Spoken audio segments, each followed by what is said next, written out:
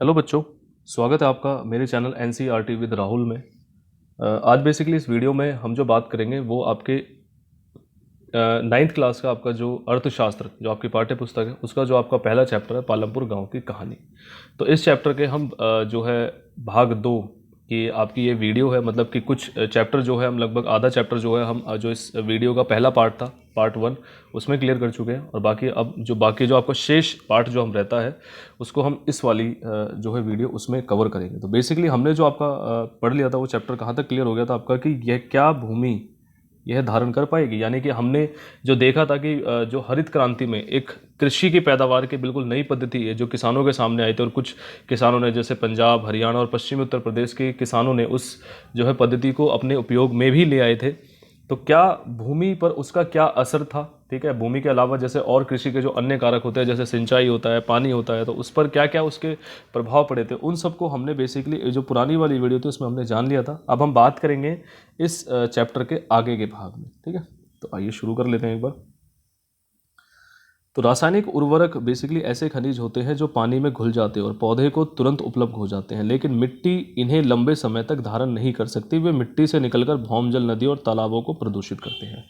अब जो हरित क्रांति यानी कि 1960 के दशक के अंतिम वर्षों में जो हमें हरित क्रांति देखने को बेसिकली मिली थी, तो उसमें जो रासायनिक उर्वरक थे बेसिकली, है ना, तो वो क्या थे कि वो ऐसे खनिज होते हैं जो पानी में क्या है घुल जाते हैं और पौधे को क्या है वो तुरंत उपलब्ध हो जाते हैं। यानी कि हमने उसमें देखा था कि पैदावार जो है वो उपज जो है वो पहले से ज़्यादा हो जाती है। यानी कि पहले जो परंपरागत बीजों से लगभग हमें 1300 किलो प्रति हेक्टेयर गेहूं जो है मिल रहे थे, तो अब वो क्या हो गए सीधे 3200 किलो प्रति हेक्टेयर हो गए। अब उसके कुछ ना कुछ भाई फायदे हैं तो नुकसान भी होंगे। तो वही है कि ये ऐसे बेसिकली खनिज होते थे रासायनिक उर्वरक, जो उर्वरक उसमें यूज़ किया जाता था। अब रासायनिक उर्वरक नई पद्धति, पुरानी पद्धति में रासायनिक उर्वरक बेसिकली जो खाद होता था वो क्या होता था भाई, गाय या भैंस का जो गोबर होता है वो, या फिर कुछ अन्य तरीके से किसान जो अपने आप ही जो है अपने जो उनको उपलब्ध हो जाते थे आसानी से। तो अब नए उर्वरक आ गए थे तो वो क्या थे, पानी में आसानी से घुल जाते थे और पौधे को तुरंत उपलब्ध हो जाते थे, लेकिन मिट्टी इतने लंबे समय तक इनको धारण नहीं कर सकती थी, ठीक है। वे मिट्टी से निकलकर, अब मिट्टी क्या है कि भाई अब मिट्टी का भी एक पर्टिकुलर टाइम है जब तक वो उनको रोके रख सकती है। अब मिट्टी से भी निकलकर वो क्या है कि भौम जल यानी कि पानी की जो यानी कि रिस रिस कर वो नीचे जो हमारा जो भूमि का जो जल है तो उसमें मिल जाते थे, या फिर नदियों और तालाबों का जो पानी है उसमें मिलकर उसको प्रदूषित कर दिया करते थे। रासायनिक उर्वरक मिट्टी में उपस्थित जीवाणु और सूक्ष्म अवयवों को नष्ट कर देते हैं, मतलब जो कुछ पानी की जो क्वालिटी है उसको अच्छा करते हैं तो वो मिलकर उसमें क्या है उनको नष्ट कर देते हैं। इसका अर्थ है कि उनके प्रयोग से कुछ समय पश्चात मिट्टी पहले की तुलना में कम उपजाऊ रह जाएगी। अब जो पानी से भी कुछ अच्छी चीज़ें उस भूमि को, उस ज़मीन को मिलनी होती थी सिंचाई के दौरान, तो वो मिलने क्या है बंद हो जाती थी, और उन चीज़ों की कमी क्या है उस जो पर्टिकुलर भूमि है उसमें वो हो जाती थी। देश में रासायनिक खाद का सबसे अधिक प्रयोग पंजाब में है। रासायनिक खाद के निरंतर उपयोग ने मिट्टी की गुणवत्ता को कम कर दिया, यानी कि पहले से जो मिट्टी की जो कृषि पैदा करने की जो क्षमता है, यानी कि उसकी जो गुणवत्ता है मिट्टी की, वो क्या है अब कम हो गई है। पंजाब के किसानों को पहले का उत्पादन स्तर पाने के लिए अब अधिक से अधिक रासायनिक उर्वरकों और अन्य आगतों का उपयोग करना पड़ता है। यानी कि पहले इतनी मेहनत नहीं करनी पड़ती थी अधिक पैदावार के, लेकिन अब उनको क्या है कंपैरेटिवली पहले से ज़्यादा मेहनत करनी पड़ रही है अपनी पैदावार को ज़्यादा करने के लिए। इसका मतलब है कि वहाँ खेती की लागत बहुत तेज़ी से बढ़ रही है। अब भैया जब मेहनत ज़्यादा करनी पड़ रही है तो ऑब्वियस सी बात है कि पैसा भी ज़्यादा लगेगा, क्योंकि इसमें संसाधन भी ज़्यादा उनको जुटाने पड़ते हैं। तो अब उसमें जो खेती की जो लागत है वो पहले से क्या है ज़्यादा बढ़ गई है, ठीक है। चलिए, तो ये कुछ नुकसान भी हैं उस हरित क्रांति में जो हमें नई कृषि की जो है पद्धति देखने को मिली थी। तो पालमपुर के किसानों में भूमि किस प्रकार वितरित है, यानी कि कैसे कैसे भूमि जो है वहाँ पर पालमपुर में बटी हुई है किसानों के बीच में, वो देख लेते हैं। आपने ये जान लिया होगा कि खेती के लिए भूमि कितनी महत्वपूर्ण है। तो खेती के लिए तो भूमि सबसे जो मेन पार्ट है वो भूमि है। भाई खेती कहाँ करोगे आप, भूमि पे ही करोगे। दुर्भाग्यवश खेती के काम में लगे लोग, सभी लोगों के पास खेती के लिए पर्याप्त भूमि नहीं है। अब अगर हम पालमपुर में देखें या ज़्यादातर जगहों पर हम देखें तो उसमें क्या है कि जो लोग खेती के काम में लगे हुए हैं, लेकिन उनके पास क्या है कि एक पर्याप्त मात्रा में उनके पास जो है खेती करने के लिए ज़मीन है ही नहीं। पालमपुर में 450 परिवारों में लगभग एक तिहाई अर्थात 150 परिवारों के पास खेती के लिए भूमि नहीं है, जो अधिकांश दलित है। अब अगर हम पालमपुर में ही देख ले तो उसमें से 450 में से लगभग जो 150 परिवार है उनके पास खेती करने के लिए अपनी भूमि ही नहीं है, और वो ज़्यादातर क्या है वो दलित है। भाई हमने उसमें देखा था कि दो तरीके के लोग थे, एक तो जो उच्च जाति के थे और एक अधिकांश जो दलित है, ठीक है। बाकी परिवारों में से 240 परिवार जिनके पास भूमि है 2 हेक्टेयर से कम क्षेत्रफल वाले छोटे भूमि के टुकड़ों पर खेती करते हैं। अब ये तो हो गए दलित, जो लगभग 150 परिवार जिनके पास भूमि नहीं। उसके अलावा अगर हम बाकी मतलब कुछ 240 परिवार ऐसे हैं जिनके पास भूमि तो है, लेकिन वो 2 हेक्टेयर से भी कम क्षेत्रफल वाले जो भूमि के टुकड़े पर ही खेती कर पाते हैं। भूमि के ऐसे टुकड़ों पर खेती करने के लिए किसानों के परिवारों को पर्याप्त आमदनी नहीं होती, यानी कि वो उस पर खेती तो कर रहे हैं लेकिन उस खेती से उनका गुजारा होना बहुत ही मुश्किल है। ठीक है, आइए अब एक केस स्टडी हम पढ़ लेते हैं, एक स्टोरी पढ़ लेते हैं। तो 1960 में कृषक गोविंद के पास 2.25 हेक्टेयर अधिकतर असिंचित भूमि थी। गोविंद अपने तीनों पुत्रों की मदद से इस भूमि पर खेती करता था। यद्यपि वे बहुत आराम से नहीं रह रहे थे, लेकिन परिवार अपनी एक भैंस से होने वाली कुछ अतिरिक्त आय के द्वारा अपना गुजारा कर रहा था। गोविंद की मृत्यु के कुछ वर्ष पश्चात यह भूमि उसके तीनों भाइयों के बीच बंट गई। प्रत्येक के पास अब केवल 0.75 हेक्टेयर भूमि का टुकड़ा था, परंतु अब बेहतर सिंचाई व्यवस्था और खेती के आधुनिक विधियों के बावजूद गोविंद के बेटे अपनी जमीन से गुजारा नहीं कर पा रहे। वर्ष के कुछ भाग में उन्हें कुछ अतिरिक्त कार्य भी ढूंढना पड़ता है। यानी कि अब हमने यहाँ पे एक छोटे लेवल के किसान के बारे में बेसिकली बात की जिसका नाम था गोविंद। 1960 में बेसिकली ये एक स्टोरी 1960 से रिलेटेड है जो आपका ईयर था। उसमें क्या है, उस गोविंद के पास 2.25 हेक्टेयर जो भूमि थी वो लगभग असिंचित थी। असिंचित का मतलब कि उसकी सिंचाई के पर्याप्त जो साधन है वो वहाँ पर मौजूद नहीं थे। अब उसके 3 पुत्र थे तो वो उनकी मदद से ही बेचारा उस पर खेती करता था। ठीक है, तो आराम से तो बेसिकली मतलब उस भूमि से उनका गुजारा तो हो नहीं पा रहा था, लेकिन फिर भी एक भैंस थी उनके पास जिससे क्या है कि कुछ अतिरिक्त आया नहीं, उसका दूध वगैरह जो था उसको बाजार में बेचकर कुछ एक्स्ट्रा पैसा उनको मिल जाता था जिससे उनका गुजारा चल रहा था। गोविंद की मौत के पश्चात क्या हुआ कि उसके जो तीनों बेटे उन तीनों में क्या वो भूमि जो है बट गई। अब एक एक बेटे के पास 0.75 हेक्टेयर भूमि का टुकड़ा आ गया। अब बेहतर सिंचाई यानी कि सिंचाई की अच्छी व्यवस्था भी हो गई, भाई लाइट आ गई, नलकूप लग गए, सरकार के द्वारा लगवा दिए गए और खेती की भी आधुनिक विधियां आ गई। लेकिन उसके बावजूद भी जो तीनों बेटे हैं, क्योंकि जमीन तो थोड़ी थोड़ी रह गई, अब वो अपना गुजारा उसमें नहीं कर पा रहे हैं। वर्ष के कुछ भाग में उन्हें कुछ अतिरिक्त कार्य भी ढूंढना पड़ता है। ठीक है, तो मतलब एक ये छोटा जो बेचारा किसान होता है बेसिकली उसके स्ट्रगल को इसमें दर्शाया गया है कि किस तरीके से काफ़ी मुश्किल हो जाता है उसको आजीविका अपनी चला पाना। अब चित्र 1.5 में आप गांव के चारों ओर बिखरे हुए भूमि के छोटे छोटे टुकड़ों को देख सकते हैं। इन पर छोटे किसान खेती करते हैं। दूसरी ओर गांव के आधे से ज़्यादा क्षेत्र में काफ़ी बड़े आकार के प्लॉट है। पालमपुर में मझोले और बड़े किसानों के 60 परिवार है जो 2 हेक्टेयर से अधिक भूमि पर खेती करते हैं। अब कुछ चित्र आपको यहाँ पर 1.5 जो बेसिकली दिखा रखा है, इसमें कुछ खेतों के टाइप आपको जो है इसमें दर्शा रखे हैं, है ना। तो अब उसके बाद क्या है कि पालमपुर में मझोले और बड़े किसान यानी कि मीडियम लेवल के जो किसान हैं और जो बड़े किसान हैं वो लगभग कितने हैं, वो 60 परिवार हैं जिनके पास 2 हेक्टेयर से ज़्यादा भूमि पर वो खेती करते हैं। यानी कि एक बहुत बड़े लेवल पर क्या है वो खेती जो है करते हैं। कुछ बड़े किसानों के पास 10 हेक्टेयर या उससे अधिक भी जो भूमि है वो उनके पास मौजूद है।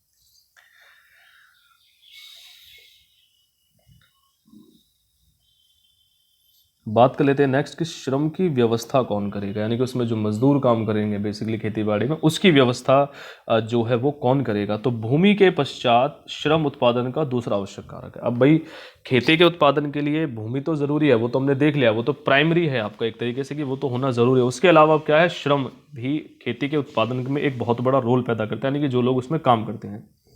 तो खेती में बहुत ज़्यादा परिश्रम की आवश्यकता होती है, ऑब्वियसली बात है, सभी को पता है, बहुत ज़्यादा मेहनत करनी पड़ती है खेती के लिए। छोटे किसान अपने परिवारों के साथ अपने खेतों में स्वयं काम करते हैं। इस तरह वे खेती के लिए आवश्यक श्रम की व्यवस्था स्वयं ही करते हैं। मझोले और बड़े किसान अपने खेतों में काम करने के लिए दूसरे श्रमिकों को किराए पर लगाते हैं। अब जिनके बेचारों के छोटे छोटे खेत है तो उनको क्या करना पड़ता है, जैसे गोविंद का एग्जाम्पल हमने देखा था, उसमें क्या है वो उसके 3 बेटे हैं, तो बेचारे 3 बेटे और उसके साथ वो चारों मिलकर अपना खेत जो है उस पर खेती किया करते थे। लेकिन अब जो कुछ बड़े किसान है, जो कुछ मझोले किसान है, वो क्या करते हैं कि अपनी जो है उसमें खेती करने के लिए अलग से वो किराए पर जो है दूसरे श्रमिक भी जो है वो ले आते हैं, है ना।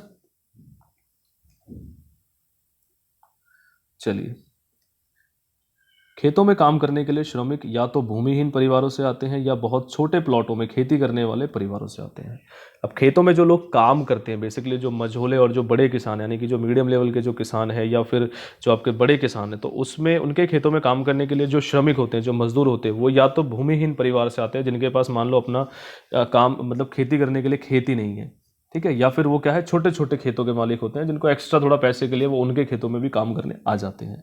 खेतों में काम करने वाले श्रमिकों का उगाई गई फसल पर कोई अधिकार नहीं होता जैसा किसानों का होता है, बल्कि उन्हें उन किसानों द्वारा मजदूरी मिलती है जिनके लिए वे काम करते हैं।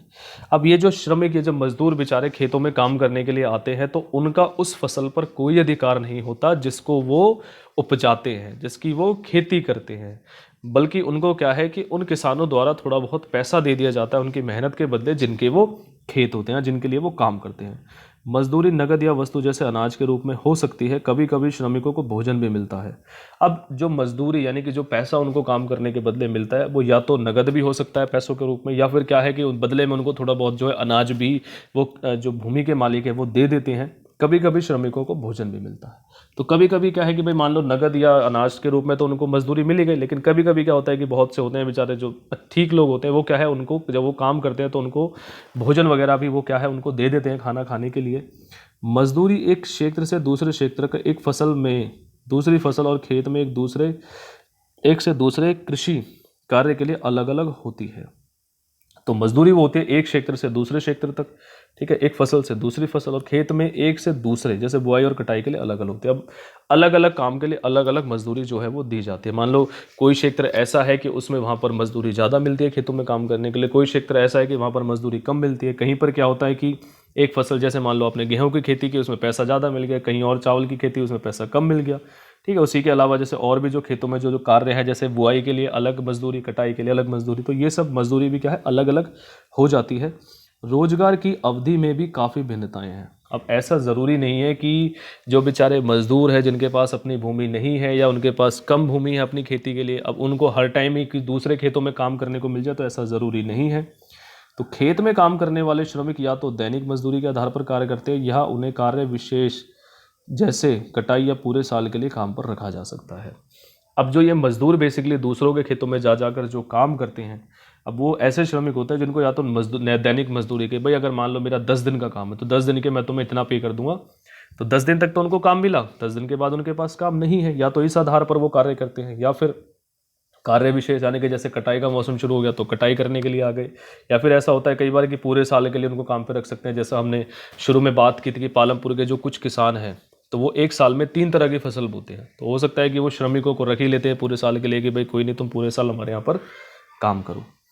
डाला पालमपुर में दैनिक मजदूरी पर काम करने वाला एक भूमिहीन कृषक है। इसका मतलब है कि उसे लगातार काम ढूंढते रहना पड़ता है। सरकार द्वारा खेतों में काम करने वाले श्रमिकों के लिए एक दिन का न्यूनतम वेतन 115 रुपये निर्धारित कर दिया गया है। यानी कि अब एक व्यक्ति है डाला, तो पालमपुर का एक ऐसा ही दैनिक मजदूर है जो इसी तरीके से वो काम ढूंढता रहता है दूसरों के खेतों में, उसके पास अपनी कोई भूमि नहीं है, वो भूमिहीन है। इसका मतलब है कि उसे लगातार काम ढूंढते रहना पड़ता है। अब सरकार ने अप्रैल 2011 से, ठीक है, क्या कर दिया कि ऐसे श्रमिकों के लिए एक दिन का जो न्यूनतम वेतन है वो 115 रुपये जो है वो सरकार ने निर्धारित कर दिया है, लेकिन डाला को मात्र 80 रुपये ही मिलते हैं। पालमपुर में खेतीहर मजदूरों को बहुत ज़्यादा स्पर्धा है, इसलिए लोग कम वेतन में भी काम करने को सहमत हो जाते हैं। अब भाई सरकार ने तो ये फाइनल कर दिया कि 115 रुपये, मान लो भाई मैं मालिक हूँ, मेरे यहाँ कोई मजदूर काम करेगा तो मुझे उसको एक दिन के काम करने के बदले 115 रुपये देने ही पड़ेंगे। लेकिन पालमपुर में क्या था कि इस तरीके के मजदूरों की संख्या बहुत ज़्यादा थी, तो उनके बीच में कंपटीशन भी बहुत ज़्यादा था। तो मजदूर खुद ही कह दिया करते थे कि चलो तुम 115 मत दो, मुझे 100 दे दो। मान लो कोई और मजदूर आ गया, वो कह देगा कि भाई 90 दे दो, कोई और मजदूर आ गया क्या 80 में ही मैं आपका काम कर दूंगा। तो मालिक का तो क्या है कि जो सबसे कम मजदूरी लेगा वो उसको मजदूरी पर रख लिया करता था। तो इस प्रकार से क्या था कि डाला को केवल एक दिन के 80 रुपये ही मिल पाते थे। डाला अपनी स्थिति के बारे में रामकली से शिकायत करता है, जो एक अन्य खेतीहर श्रमिक है। डाला और रामकली दोनों गांव के निर्धनतम व्यक्तियों में से हैं। अब डाला जो है अपनी स्थिति बताता है एक रामकली नाम की औरत को, जो उसकी ही तरह एक क्या है खेतीहर श्रमिक है। तो डाला और रामकली दोनों क्या है गांव के निर्धनतम व्यक्तियों में से, यानी कि दोनों ही बहुत ज़्यादा गरीब लोगों में से हैं उस गाँव के, पालमपुर के। चलिए अब खेतों के लिए आवश्यक पूंजी क्या क्या होती है उसके बारे में बात कर ले हैं। तो आप पहले ही देख चुके हैं कि खेती के लिए आधुनिक तरीकों के लिए बहुत अधिक पूंजी की आवश्यकता होती है, अतः अब किसानों को पहले की अपेक्षा ज़्यादा पैसा चाहिए। तो इस लाइन का मतलब क्या हुआ कि खेती के आधुनिक तरीकों के लिए, यानी कि अब जो 1960 के बाद जो आधुनिक तरीके खेती के आ गए थे, इनको करने के लिए अब इनको क्या है यूज़ में लाने के लिए और इनके द्वारा खेती करने के लिए अब ज़्यादा पैसों की ज़रूरत पड़ती है। तो किसानों को अब क्या है पहले से ज़्यादा पैसा चाहिए उनको, ठीक है। अधिसंख्यक छोटे किसानों को पूंजी की व्यवस्था करने के लिए पैसा उधार लेना पड़ता है। वे बड़े किसानों से या गांव के साहूकारों से या खेती के लिए विभिन्न आगतों की पूर्ति करने वाले व्यापारियों से कर्ज लेते हैं। अब अगर भाई इस तरीके की मान लो कोई छोटा किसान है और उसको इस तरीके की खेती की जो है पद्धति अपने लिए अप्लाई करनी है या अपने लिए यूज़ करनी है, तो उसको क्या है, अब जो पूंजी है उसका जो इंतज़ाम करने के लिए पैसा जो उसको इंतज़ाम करने के लिए तो इधर उधर से उधार भी लेना पड़ता था। तो कई बार क्या है, वो या तो बड़े किसानों से या फिर गांव के जो साहूकार होते हैं जो बहुत बड़ी बड़ी ब्याज की दरों पर जो है वो पैसा देते हैं, उनसे पैसा लेना पड़ता था, या फिर अपने विभिन्न आगतों मतलब जो जो चीज़ें उनको जुटानी होती थी तो अन्य व्यापारियों से भी क्या है वो कर्ज लेते थे, यानी कि उधार लेकर आते थे सामान। तो ऐसे कर्जों पर ब्याज की दर जो है वो बहुत ज़्यादा होती है, बहुत ऊंची होती है। तो कर्ज चुकाने के लिए उन्हें बहुत ज़्यादा कष्ट सहने पड़ते हैं। भाई मान लो अब उन्होंने कर्ज पर पैसा लेकर खेती तो कर ली, लेकिन बाद में क्या, उनकी फसल खराब हो गई या उतनी फसल नहीं पैदा हो पाई, तो फिर कितना ज़्यादा उनको बाद में दिक्कतें होती है। तो कई बार ऐसा होता है पैसा नहीं जुटा पाते, या फिर किसी का पैसा जो है वो उधार का चुकाने के लिए कहीं और से उन्हें उधार लेना पड़ता है। तो इस तरीके से बहुत ज़्यादा जो है कर्जा उनके सिर पर आ जाता है। आइए देखते हैं इसी तरीके से हम एक सविता की कहानी। सविता एक लघु कृषक है, यानी कि एक मीडियम साइज़ की जो है वो कृषक है। वह अपनी 1 हेक्टेयर ज़मीन पर गेहूं पैदा करने की योजना बनाती है। अब वो सोचते हैं कि उसकी 1 हेक्टेयर भूमि है, उस पर वो क्या है गेहूं उगा लिया जाए। तो बीज और कीटनाशकों के अतिरिक्त उसे पानी खरीदने और खेती के औजारों की मरम्मत करवाने के लिए नगद पैसे की ज़रूरत है। अब उसे क्या है कि अपने जो है बीज और कीटनाशक यानी खेती करने के लिए इन चीज़ों के अलावा उसको क्या है पानी जो है, मैं मान लो खरीदने का मतलब क्या हुआ कि किसी और का नलकूप है उससे वो अपने खेत में पानी लाना चाहते तो उसे कुछ पैसे उसको पे करने पड़ेंगे, और जो औजार हैं खेती के उनकी भी मरम्मत उसको करानी, तो उसके लिए उसको कुछ नगद पैसों की ज़रूरत जो है पड़ती है। उसका अनुमान है कि कार्यशील पूंजी के रूप में ही उसे 30,000 रुपये चाहिए। अब कार्यशील पूंजी जैसा मैंने आपको शुरू में बताया था कि वो पूंजी होती है कि जब उत्पादन का काम चल रहा होता है तो उसको उत्पादन को सही तरीके से चलाने के लिए कार्यशील पूंजी की आवश्यकता पड़ती है, और ये पूंजी ऐसी होती है जो उत्पादन का काम खत्म होते होते वो खत्म हो जाती है। तो यानी कि अपने काम को सही से चलाने के लिए, शुरू करने के लिए उसे कम से कम 3,000 रुपये चाहिए ही चाहिए। उसके पास पैसा नहीं है, इसीलिए वह एक बड़े किसान तेजपाल सिंह से कर्ज लेने का निर्णय लेती है। उसके पास लेकिन इतना पैसा नहीं है, तो वो सोचती है कि गांव का एक बड़ा किसान है तेजपाल सिंह, उससे वो कुछ कर्ज ले लेती है। तेजपाल सिंह सविता को 24% की ब्याज पर 4 महीने के लिए कर्ज देने को तैयार हो जाता है, जो ब्याज की एक बहुत ऊंची दर है। यानी कि 24% वो एक्स्ट्रा पैसा जो उसको वो देगा हर महीने, उससे वो बदले में बेचारा सविता को जो है तेजपाल को देना पड़ेगा। बहुत ऊंची दर है बेसिकली ये। सविता को यह भी वचन देना पड़ता है कि वह कटाई के मौसम में उसके खेतों में एक श्रमिक के तौर पर 35 रुपये प्रतिदिन पर काम करेगी। बात यहीं ख़त्म नहीं होती, उसके साथ साथ सविता को यह भी मंजूर करना पड़ता है कि जब कटाई का मौसम चलेगा तो उसे तेजपाल के खेत में केवल 35 रुपये एक दिन के रूप में क्या है उसको मजदूर के तौर पर उसके खेतों में, तेजपाल के खेतों में काम भी करना पड़ेगा। आप भी कह सकते हैं कि मजदूरी बहुत कम है। सविता जानती है कि उसे अपने खेतों की कटाई पूरी करने में बहुत मेहनत करनी पड़ेगी, उसके बाद तेजपाल के खेतों में श्रमिक की तरह काम करना होगा। कटाई का समय बहुत व्यस्त होता है। 3 बच्चों की मां के रूप में उसे घर के कामों की भी जिम्मेदारी है। सविता इन कठोर शर्तों को मानने के लिए तैयार हो जाती है।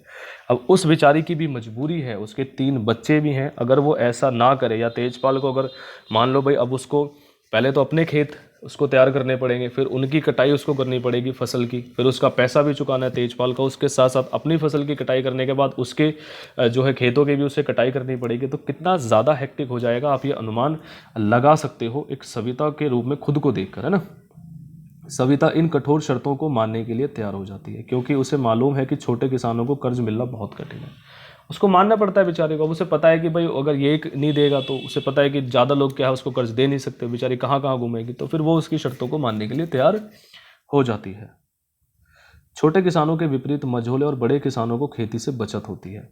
अभी उनके पास ज़मीन ज़्यादा है, पैसा उनके पास अपना है, तो बचत क्या है उनको ऑब्वियसली बात है ज़्यादा होती है। इस तरह वे आवश्यक पूंजी की व्यवस्था कर ही लेते हैं। इन किसानों को बचत कैसे होती है, आप इसका उत्तर अगले भाग में पाएंगे। अब इससे जो अगला भाग है हम देख लेते हैं कि इन किसानों को बचत किस किस तरीके से हो पाती है। ठीक है चलिए, अब ये प्यारे बच्चों ये आपका टास्क है कि किस तरीके से आपको इसे कंप्लीट करना है। ठीक है, जितना भी मतलब अब तक हमने कहानी में पढ़ा ये पूरा खालिस्तान उसी के आधार पर है। तो ये पूरा आपको अपने आप से जो है इसको फिल करना है, एक तरीके से ये आपकी एक्सरसाइज के रूप में, जितना चैप्टर आपके अभी तक समझ में आया है। ठीक है, चलिए 7th अधिशेष भूमि उत्पादों की बिक्री। मान लीजिए किसानों ने उत्पादों के 3 कारकों का उपयोग कर अपनी भूमि में गेहूं पैदा किया है। गेहूं की कटाई की जाती है और उत्पादन पूर्ण हो जाता है। किसान गेहूं का क्या करते हैं? अब मान लीजिए कि किसानों ने क्या है, उत्पादन करने के लिए जो 3 कारक है उनका उपयोग कर लिया और भूमि में क्या है, गेहूं पैदा उन्होंने कर लिया। अब किसान गेहूं का बेसिकली करते क्या, मान लो गेहूं उन्होंने उगा लिया, तो गेहूं का करेंगे क्या, तो वे परिवार के उपभोग के लिए कुछ गेहूं रख लेते हैं और अधिशेष गेहूं को बेच देते हैं। यानी कि अपने जितना भी परिवार में यूज़ आ सकता है गेहूं उतना उन्होंने रख लिया, बाकी जो बचा उसको उन्होंने बाजार में जाकर बेच दिया। सविता और गोविंद के बेटों जैसे छोटे छोटे किसानों के पास बहुत कम अधिशेष गेहूं होता है। यानी कि अब 3 बच्चे हैं, खुद हैं, तो गेहूं जो है बेचने के लिए वो क्या है, उनके पास बहुत ही कम मात्रा में होता है, क्योंकि उनका कुल उत्पादन बहुत कम होता है तथा इनमें से एक बड़ा भाग वे परिवार की आवश्यकताओं के लिए रख लेते हैं। उत्पादन ही कम है, फिर अपने लिए भी उनको रखना पड़ता है, इसीलिए मझोले और बड़े किसानों की बाजार में गेहूं की पूर्ति करते हैं। 1 आप गेहूं से लदी बाजार जाती की बैलगाड़ी देख सकते हैं। बाजार में व्यापारी गेहूं खरीदकर उसे आगे कस्बों और शहरों के दुकानदारों को बेच देते हैं। तो इसी के उसमें अगर हम देखें तो जो मीडियम लेवल के किसान होते हैं और जो बड़े किसान होते हैं, तो उनके पास बाजार में बेचने के लिए गेहूं ज़्यादा होता है, क्योंकि उनका उत्पादन भी ज़्यादा होता है। तो वो क्या करते हैं, बाजार में जाकर व्यापारियों को बेच देते हैं और व्यापार उस गेहूं को आगे जाकर शहरों में या कस्बों में दुकानदारों को बेच देते हैं। एक बड़े किसान तेजपाल सिंह को अपनी समस्त भूमि से 350 क्विंटल जो अधिशेष गेहूं है वो प्राप्त होता है। यानी कि अब एक बड़े किसान का एग्जांपल देख लेते हैं, जैसे सविता ने जिस किसान से, तेजपाल सिंह से जो कर्जा लिया था, उसके पास क्या है, 350 क्विंटल अधिशेष गेहूं, यानी कि पूरी पैदावार करने के बाद, अपने परिवार के लिए बचाने के बाद उसके पास जो गेहूँ बचता है वो 350 क्विंटल है, जो उसे वो बाजार में बेचता है। अपने अतिरिक्त गेहूं को वह रायगंज के बाजार में बेच देता है और अच्छी कमाई करता है। अब ले जाकर क्या है, जो गेहूं बचा उसके पास, उसको जाकर उसने रायगंज के बाजार में बेच दिया और उससे वो मोटी कमाई कर लेता है। तेजपाल सिंह इस कमाई का क्या करता है? पिछले वर्ष तेजपाल सिंह ने अधिकांश पैसा बैंक में अपने खाते में जमा कर दिया था। तेजपाल सिंह क्या करता है इस पैसे का? भाई एक तरीके से उसकी बचत हो गई। तो पिछले वर्ष तो उसने क्या किया कि जो ज़्यादातर पैसा है वो बैंक में अपने खाते में जमा कर दिया। बाद में उसने इस पैसे का उपयोग सविता जैसे किसानों को कर्ज देने में किया जिन्हें कर्ज की आवश्यकता थी। अब जब उसे वो स्टार्टिंग में पैसा मिला, उसने जाकर वो वहीं बाजार में ही जो बैंक था एक, उसमें जाकर जमा कर दिया। फिर धीरे धीरे उसने क्या करा कि इस पैसे का उपयोग, भाई बाजार से जो इनकम होती है, यानी कि जो ब्याज का पैसा मिलता है वो कंपैरेटिवली बहुत कम होता है, लेकिन फिर उसने क्या करा कि जैसे सविता उसके पास गई, उसने बैंक से पैसा निकाला, उसको दे दिया, क्योंकि वहाँ ब्याज की दर बहुत ज़्यादा थी, भाई 24% है। तो उसने अपने बचत का उपयोग अगले मौसम में खेती के लिए कार्यशील पूंजी की व्यवस्था करने में भी किया। फिर अगले मौसम के लिए उसे खेती करनी थी, तो उसके लिए जो भी कच्चा माल था, बीज वगैरह थे, उर्वरक जो रासायनिक आना था, या अन्य सिंचाई की जो व्यवस्था उसको करनी थी, औजार जो तैयार करने थे, उसके लिए भी फिर उसने किया।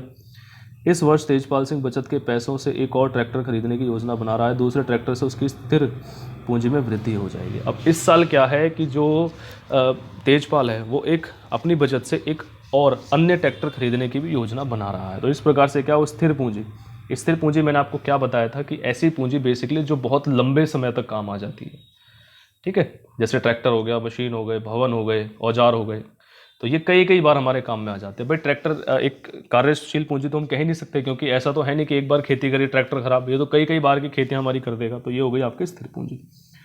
चलिए, तेजपाल सिंह की भांति दूसरे बड़े और मझोले किसान भी खेती के अधिशेष कृषि उत्पादों को बेचते हैं। कमाई के एक भाग को अगले मौसम के लिए पूंजी की व्यवस्था के लिए बचाकर रखा जाता है।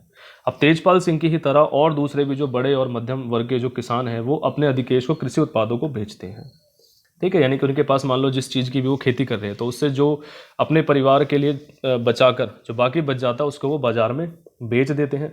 और कमाई के एक भाग, यानी कि जो टोटल उनको मान लो कमाई हुई, यानी कि उनको मान लो 100 रुपये कमाई हो गई, तो एक भाग मतलब यानी कि वो उसमें से 20-30 रुपये, 50 रुपये अगले मौसम की पूंजी की व्यवस्था के लिए बचाकर अपने पास रख लेते हैं, कि अगले मौसम में जो भी उनको फिर चीज़ें चाहिए होंगी उसके लिए वो बचा लेते हैं।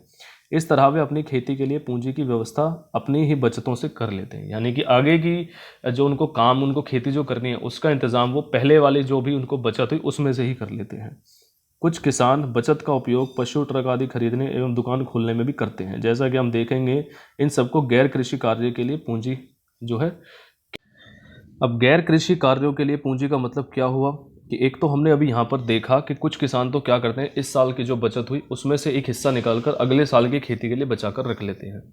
लेकिन कुछ और किसान है वो क्या करते हैं कि इसके अलावा वो और काम करने में, जैसे उन्होंने क्या है कुछ पशु खरीद ली कि बैलगाड़ी और भैंसा गाड़ी जो है उसके रूप में यूज़ करेंगे कि लोगों का, भाई मान लो उन्होंने एक बैलगाड़ी का इंतज़ाम कर लिया, उस पैसे में से एक व्यक्ति को उस पर रख दिया, अब क्या है वो परिवहन के रूप में यूज़ हो रहा है, तो उसकी क्या हो गई, वो गैर कृषि क्रिया हो गई। उसी के साथ साथ ट्रक खरीद लिया, ट्रैक्टर खरीद लिए जिससे वो माल को क्या ढो सकते हैं, तो उनका परिवहन का हो गया। कुछ क्या है दुकान खोल लेते हैं अपनी एक अलग, तो ये सब क्या है गैर कृषि कार्यों के लिए ये बेसिकली पूंजी जो है वो कहलाती है। अब पालमपुर में हम बात कर लेते हैं गैर कृषि कार्यों के बारे में, तो वो क्या क्या है जो कृषि से अलग है।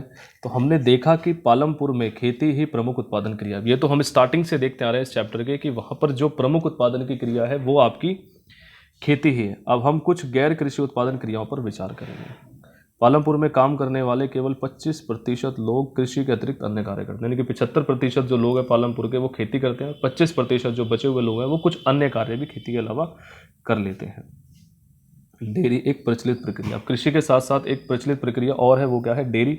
तो पालमपुर के कई परिवारों में डेयरी एक प्रचलित क्रिया है। लोग अपनी भैंसों को कई तरह की घास और बरसात के मौसम में उगने वाली ज्वार और बाजरा जो है खिलाते हैं। अब लोग क्या है कि अपनी भैंसों को यानी कि ज़्यादा से ज़्यादा दूध दे इसके लिए वो उनको क्या है घास, और बरसात के मौसम में जो उनकी उगती है ज्वार और बाजरा जो हमने देखी थी, तो वो सब क्या है खिलाते हैं। फिर वो दूध को निकट के बड़े गांव रायगंज में बेचा जाता है। फिर वो अपने जो दूध अपने यहाँ पर भैंसों से जो निकला वो उसको ले जाकर रायगंज में जाकर बेच देते हैं। शाहपुर शहर के 2 व्यापारियों ने रायगंज में दूध संग्रहण एवं शीतलन केंद्र खोला हुआ है, जहाँ से दूध दूर दराज के शहरों और कस्बों में भेजा जाता है। अब शाहपुर शहर में क्या है कि 2 व्यापारियों ने मिलकर क्या किया, रायगंज में एक दूध संग्रहण केंद्र या शीतलन केंद्र, यानी कि वो वहाँ पर दूध को रखते हैं, उसको ठंडा करने के उन्होंने तरीके वहाँ पर जो है इस तरीके से उन्होंने वहाँ पर जो है एक केंद्र खोल लिया है, और फिर वहाँ से वो क्या है दूर दराज के शहरों और कस्बों में उस दूध को बेचने जाते हैं। ठीक है, चलिए अब बात करते हैं दूसरा, पालमपुर में लघु स्तरीय विनिर्माण का उदाहरण। लघु स्तरीय यानी कि छोटे स्तर के जो विनिर्माण के जो केंद्र है उसका उदाहरण देख लेते हैं। इस समय पालमपुर में 50 से कम लोग विनिर्माण कार्यों में लगे हुए हैं। शहरों और कस्बों से बड़ी फैक्ट्रियों में होने वाले विनिर्माण के विपरीत पालमपुर में विनिर्माण में एक बहुत सरल उत्पादन विधियों का प्रयोग होता है और छोटे पैमाने पर ही किया जाता है। पहली बात तो हम विनिर्माण को समझ लेते हैं। विनिर्माण क्या होता है, जब आप प्राथमिक क्षेत्र की जो चीज़ें होती है उनसे क्या है आप किसी चीज़ का उत्पादन करते हैं बेसिकली, तो वो आपका कहलाता है विनिर्माण। जैसे मान लो आपके पास गन्ना है, तो गन्ना क्या है प्राथमिक क्षेत्र का उत्पाद हो गया, तो उसको आप फिर क्या करते हैं उससे गुड़ बनाते हैं, तो गन्ने से गुड़ बनाने की जो प्रक्रिया बेसिकली वो आपकी कहलाती है विनिर्माण। ठीक है, चलिए, और या विनिर्माण को हम इस तरीके से भी देख सकते हैं कि जैसे गुड़ है, फिर गुड़ से हमने उसका और तरीके की मिठाइयों में यूज़ किया, तो दोबारा से हमने गुड़ का फिर यूज़ किया। पहले हमने गुड़ का निर्माण किया, फिर गुड़ से हमने और अन्य तरीके की मिठाइयाँ बनाई, तो वो भी आपका क्या है विनिर्माण बेसिकली कहलाता है। ठीक है, चलिए, तो वो क्या है कि वहाँ पर 50 से कम लोग क्या है इस तरीके के कामों में भी लगे हुए हैं। शहरों और कस्बों में क्या है बड़ी फैक्ट्रियों में जो विनिर्माण होता है उसके विपरीत क्या है पालमपुर में जो विनिर्माण है वो बहुत ही सरल क्या है विधियों से किए जाते हैं, यानी कि छोटे पैमाने पर किए जा रहे हैं, तो आसान विधियां ही वहाँ पर यूज़ की जाती हैं और छोटे पैमाने पर किए जाते हैं। विनिर्माण कार्य पारिवारिक श्रम की सहायता से अधिकतर घरों या खेतों में किया जाता है। श्रमिकों को कभी कभार ही किराए पर लिया जाता है। अब जो विनिर्माण कार्य छोटे पैमाने पर हो रहा है, तो कई बार परिवार के जो लोग हैं वही मिलकर इस कार्य को कर लेते हैं। कभी कभार ये जरूरत पड़ती है कि बाहर से उनको श्रमिक जो है वो लाने पड़ते हैं। ठीक है, चलिए, अब 2 कहानियाँ हम इसको दोबारा से पढ़ लेते हैं। एक बार मिश्री लाल की कहानी। मिश्री लाल ने गन्ना पेरने वाली मशीन खरीदी है जो बिजली से चलती है और उसे अपने खेत में लगाया। पहले गन्नों को पेरने का काम बैलों की मदद से किया जाता था, पर अब इसे मशीनों से करना जो है वो पसंद करते हैं। मिश्री लाल दूसरे किसानों से भी गन्ना खरीदकर उससे गुड़ बनाता है। गुड़ को फिर शाहपुर के व्यापारियों को बेचा जाता है, यानी कि मिश्री लाल दूसरे किसानों को से भी गन्ना खरीदकर उससे गुड़ बनाता है और गुड़ को फिर शाहपुर के व्यापारियों को बेचा जाता है, जिस प्रक्रिया में मिश्री लाल को थोड़ा लाभ कमा लेता है। तो ये एक उदाहरण हो गया आपका बेसिकली विनिर्माण उद्योग का, कि उसने एक गन्ना पेरने वाली मशीन यानी कि गन्ने का जो भी वो जूस वगैरह निकालते हैं, ऐसी एक मशीन उसने मिश्री लाल ने अपने खेत में लगा ली है। अब खुद वो गन्ना उगाता है तो उसको भी जो है गुड़ बनाने के उपयोग में वो लाता है। दूसरे जो किसान हैं उनसे भी फिर वो गन्ना खरीद कर उससे भी गुड़ बनाता है और फिर फाइनली गुड़ बनाकर वो क्या है शाहपुर के व्यापारियों को बेच देता है, जिससे उसको क्या थोड़ा पैसा और खेती के अलावा मिल जाता है। दूसरा है आपका फिर पालमपुर के दुकानदार, ठीक है, जो कि गैर कृषि क्रियाओं में लगे हुए हैं। तो पालमपुर में ज़्यादातर लोग व्यापार नहीं करते, व्यापार मतलब वस्तु विनिमय नहीं करते, यानी कि गेहूं के बदले में चावल, चावल के बदले में गेहूं, गन्ने के बदले में गुड़, गुड़ के बदले में गेहूं, इस तरीके से नहीं करते। पालमपुर के व्यापारी वे दुकानदार हैं जो शहरों के थोक बाजारों से कई प्रकार की वस्तुएं खरीदते हैं और उसे गाँव में लाकर बेचते हैं। तो वहाँ पर जो दुकानदार है बेसिकली ऐसे व्यापारी है जो शहरों में गए, वहाँ से थोक की जो दुकान है वहाँ से सामान खरीदा और उसको लाकर अपने यहाँ पालमपुर गांव में बेचते हैं। आप देखेंगे कि गांव में छोटे जनरल स्टोरों में चावल, गेहूं, चाय, तेल, बिस्किट, साबुन, टूथब्रश जैसी बैटरी, मोमबत्तियाँ, कॉपियाँ, पेन, पेंसिल आदि यहाँ कि कुछ कपड़े भी बिकते हैं। अब गांव बेसिकली छोटे छोटे होते हैं, शहर काफ़ी इनसे कस्बे जो है वो काफ़ी दूरी पर होते हैं, तो ऐसे होते हैं कि छोटे दुकानदार क्या करते हैं वहाँ पर कि काफ़ी सारी तरह की चीज़ें, अब जैसे शहरों में आप देखोगे तो आपको पर्टिकुलर चीज़ों की पर्टिकुलर दुकानें मिले, कपड़े की दुकान अलग, राशन की दुकान अलग, इस तरीके से मिलती हैं। लेकिन शहरों में ऐसा, गाँव में ऐसा नहीं होता है। वहाँ पर क्या है कि अधिकतर 1 या 2 या 4 ऐसे दुकानें होती हैं और उन पर सभी तरीके का सामान आपको वहाँ पर देखने को मिल जाता है। कुछ परिवारों ने जिनके घर बस स्टैंड के निकट है अपने घर के एक भाग में छोटी दुकान खोल दी है और वे खाने की चीज़ें बेचते हैं। अब कुछ परिवार ऐसे भी हैं जैसे गांव का कोई बस स्टैंड उनके घर के बगल में ही है, तो उन्होंने अपने घर में ही एक छोटी सी दुकान खोल ली और उसमें वो कुछ खाने पीने की चीज़ें बेचते हैं। देख लेते हैं हम करीम की कहानी। तो करीम ने गांव में एक कंप्यूटर केंद्र खोल लिया है। हाल के वर्षों में कई विद्यार्थी शाहपुर शहर के कॉलेज जाने लगे हैं। करीम ने देखा कि गांव में कि कई छात्र शहर की कंप्यूटर कक्षाओं में जाते हैं। गांव में 2 महिलाओं के पास कंप्यूटर अनुप्रयोग में डिग्री थी। उसने उन्हें काम पर लगाने का निश्चय किया। अब करीम ने क्या करा कि अपने ही गांव में कंप्यूटर सेंटर जो है वहाँ पर खोल लिया, यानी कि जहाँ पर वो लोगों को कंप्यूटर चलाना सिखाते हैं, बच्चों को। क्योंकि उसने देखा था हाल ही के कुछ वर्षों में बहुत सारे बच्चे पालमपुर से शाहपुर शहर में जो है कॉलेज में जाने लगे थे, है ना। वहाँ पर क्या है वो कंप्यूटर की क्या है कोचिंग वगैरह भी लिया करते थे। तो उसने क्या करा कि गांव में उनसे 2 महिलाएं ऐसी मिली जिन्होंने क्या है कि कोई ना कोई छोटा मोटा कंप्यूटर में डिप्लोमा या कोर्स किया हुआ है, तो उन्होंने उनको काम पर लगाने का जो है निश्चय किया। उसने कंप्यूटर खरीदे और अपने घर में बाजार की ओर खुले बाजार बाहर के कमरे में कक्षाएं प्रारंभ की। ठीक है, तो अब उसने क्या करा, कुछ कंप्यूटर खरीदे और अपने ही घर में बाजार की, ठीक है, और खुले बाहर के कमरे में परीक्षाएं जो है कक्षाएं प्रारंभ कर दी, यानी कि अपने ही घर के एक हिस्से में उसने क्या है जो है वहाँ पर जो है इस तरीके की कंप्यूटर क्लासेस है वो शुरू कर दी। हाई स्कूल के छात्रों ने पर्याप्त संख्या में इन कक्षाओं में आना प्रारंभ कर दिया है। जो लोग 10th बच्चे जो 10th वगैरह कर लेते हैं, तो उन्होंने क्या है कि इस तरीके की कक्षाओं में आना जो है बड़े पैमाने पर शुरू कर दिया है। तो आइए चर्चा करें। तो करीम की पूंजी और श्रम किस रूप से मिश्री लाल की पूंजी और श्रम से जो है वो भिन्न है। तो बेसिकली करीम को जो है उसको क्या है मेहनत थोड़ी कम करनी पड़ती है, बल्कि मिश्री लाल को जो है मेहनत थोड़ी शारीरिक मेहनत थोड़ी ज़्यादा करनी पड़ती है। यहाँ मेंटली काम ज़्यादा है, यहाँ क्या है फिजिकली काम ज़्यादा है। इससे पहले किसी और ने कंप्यूटर केंद्र क्यों नहीं शुरू किया, संभावित कारणों की चर्चा कीजिए। चलिए, तो ये आपके टास्क है बेसिकली इस तरीके के क्वेश्चंस को करना। अब 4th, परिवहन तेजी से विकसित होता एक क्षेत्रक। अब पालमपुर गांव में जो परिवहन है वो तेजी से विकसित होता हुआ एक क्षेत्रक है।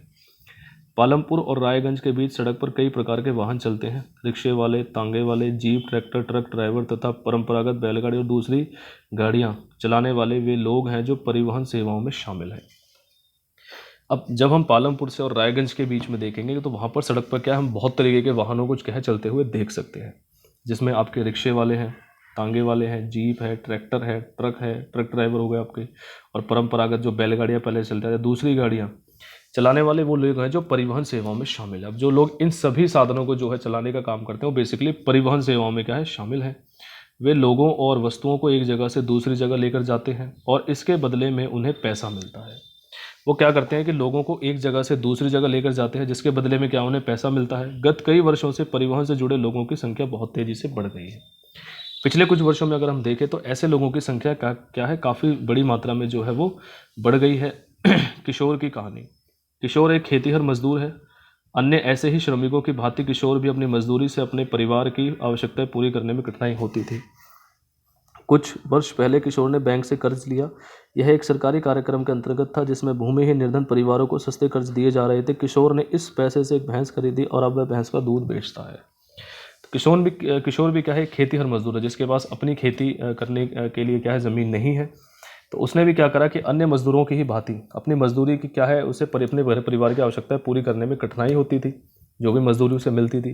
तो कुछ वर्ष पहले उसने क्या किया कि बैंक से कर्ज ले लिया। वहाँ पर एक स्कीम चल रही कि जो भी भूमिहीन जो बेचारे मजदूर हैं उनको बहुत सस्ते रेट पर क्या है कर्ज मिल रहा था। तो किशोर ने क्या करा कि इस पैसे से एक भैंस खरीदी और अब वो भैंस का दूध बेचने का काम करता है। ठीक है, तो अब उसने अपनी भैंस गाड़ी भी बना ली है जिसमें वह कई प्रकार के सामान ले जाता है। सप्ताह में एक दिन वह गंगा के किनारे से कुम्हार के मिट्टी लेकर आता है और कभी कभी वह गुड़ या अन्य वस्तुओं को लेकर शाहपुर जाता है। हर एक महीने उसे परिवहन संबंधित कोई ना कोई काम मिल जाता है। परिणाम स्वरूप किशोर पिछले वर्षों की तुलना में अधिक कमाने लगा है। तो इस तरीके से हमने किशोर की कहानी देखी कि उसके पास खेती करने के लिए भूमि नहीं है। ठीक है, वो भी इसी तरीके से अपना जो है बेचारा इधर उधर खेतों में काम करके काम चलाता था, जिससे क्या है वो अपने परिवार का जो है भरण पोषण सही तरीके से नहीं कर पाता था। फिर उसने कुछ कर्ज जो है क्या करा, उसने बैंक से ले लिया। ठीक है, और फिर क्या करा उसने कि उससे एक भैंस खरीद ली। फिर धीरे धीरे उसने एक भैंस गाड़ी भी बना लिया। अब उससे क्या है वो भैंस का दूध भी बेचता है। दूसरा वो क्या है कि उस जो भैंसा गाड़ी है उससे कई प्रकार का सामान बाजार लाने ले जाने के लिए जो है उसको यूज़ में लाता है, जिससे उसको क्या है कुछ एक्स्ट्रा इनकम हो जाती है। ठीक है, चलिए प्यारे बच्चों, इस प्रकार आपका जो ये चैप्टर है यहाँ पर जो है ये ख़त्म हो जाता है।